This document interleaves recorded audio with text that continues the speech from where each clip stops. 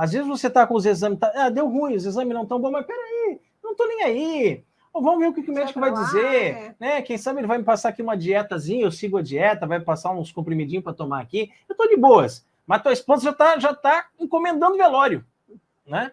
Já está olhando lá o preço do caixão, já está olhando como é que funciona lá para o enterro, tá? Já está, né, triste. Então, às vezes, essa questão, né, que a gente está falando de você deliberadamente alimentar essa tristeza, né? Ficar com e São Paulo, grande São Paulo, não pode ter uma live que a gente não cita São Paulo, né, Carol? É verdade.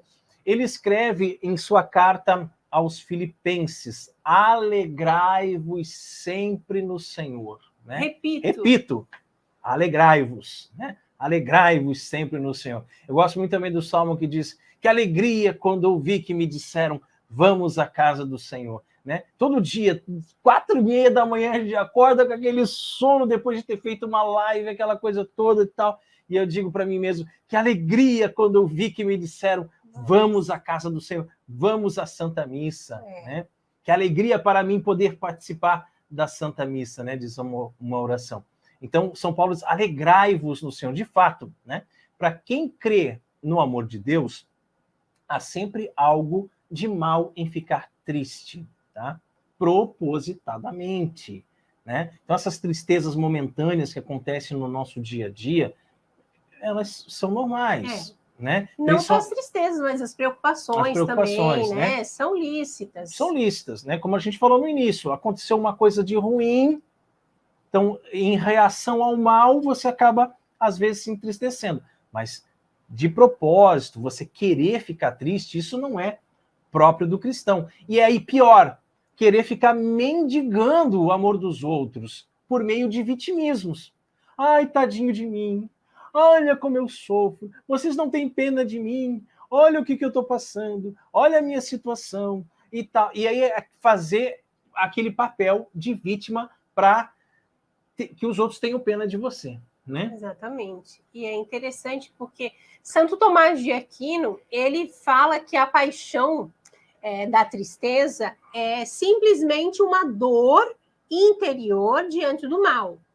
Então, nem toda tristeza ela é má. Que isso fique bem claro aqui. Por isso que a gente diz que ela é neutra, né? Exatamente. Então, assim, e se, por exemplo, né, nós estamos diante de um mal, que é um mal verdadeiro, Santo Tomás de Aquino, ele enxerga a existência de uma tristeza boa.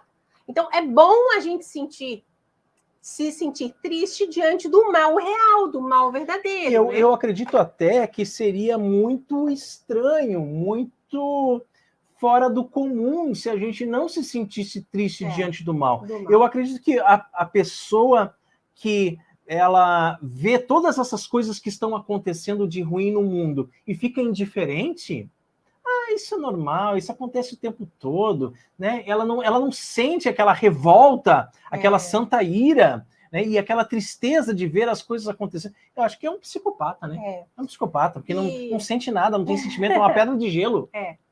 Santo Tomás, ele fala, então, que essa tristeza ela é útil se ela for para evitar o mal, né? Evitar o mal. Se é por causa do mal, se é para se evitar o mal, então, agora, a tristeza do pecado, por exemplo, assim, ela é útil para fugir, né?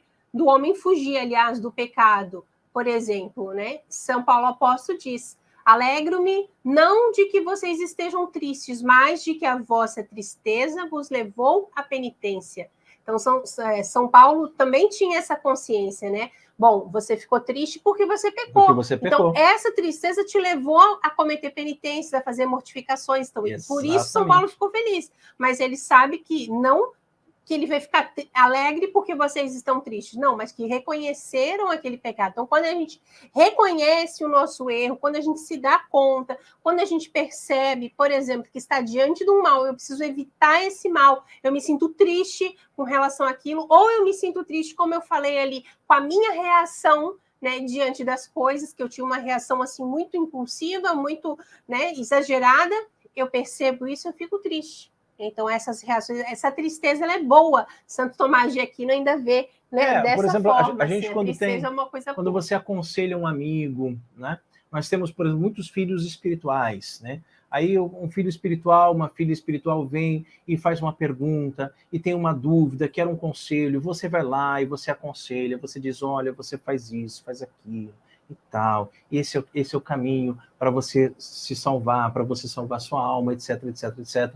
Mas e a pessoa cai de novo e tal. E aí, de repente, chega um momento que você percebe que ela entendeu. Agora sim, ela entendeu que é isso que tem para fazer e ela toma aquela conversão, né, aquela mudança de atitude, aquela violência contra si mesma, e ela consegue dar um passo na fé e se arrepende mesmo daquilo ali, larga aquele pecado, né, abandona aquele pecado, se confessa, né, recebe o perdão de Deus e depois faz uma reparação daquele pecado. Aí você se alegra.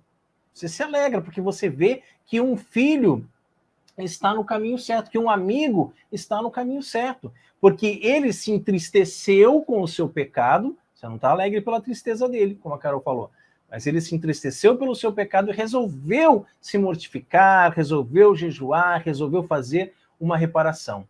Agora, a gente se entristece quando a gente vê os nossos filhos também que vivem uma coisa falsa, né? Vivem uma vida dupla, que vão ao confessionário só para poder comungar.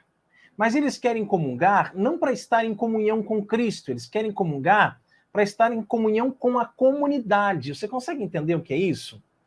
A pessoa não quer ser vista pela comunidade como alguém que não comunga.